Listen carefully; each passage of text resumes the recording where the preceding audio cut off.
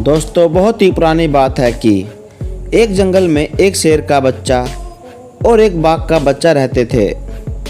दोनों में बहुत ही गहरी दोस्ती थी।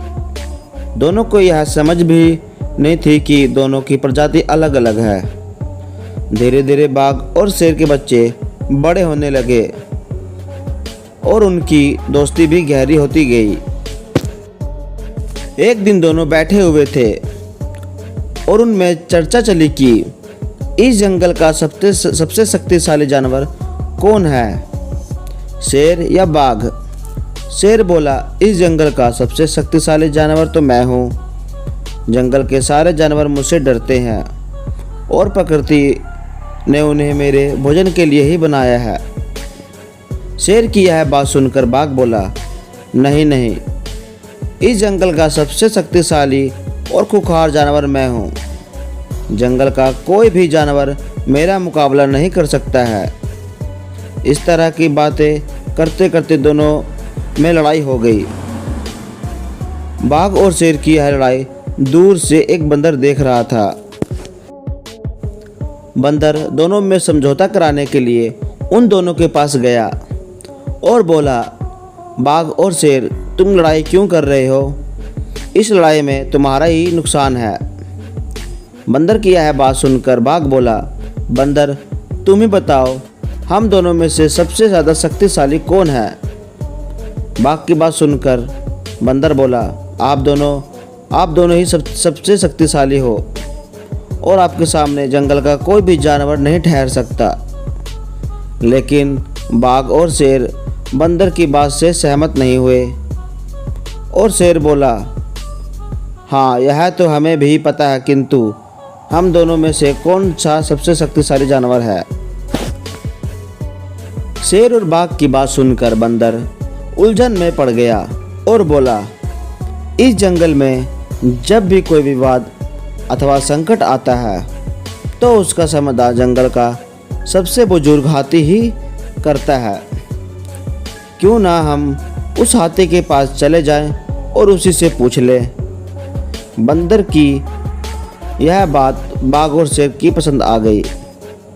वह तीनों मिलकर जंगल के सबसे बुजुर्ग हाथी के पास पहुंचे और अपनी अपनी बात रखी।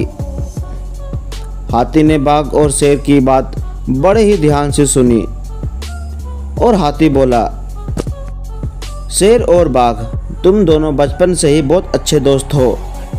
बचपन में तुम यह नहीं जानते थे कि तुम अलग अलग जाति के हो। तुम दोनों इसी कारण आपस में मेल जोल में रहते हो। जब शेर पर संकट आता तो बाघ तुम उसकी मदद करते थे और जब बाघ पर संकट आता तो शेर तुम उसकी मदद करते थे।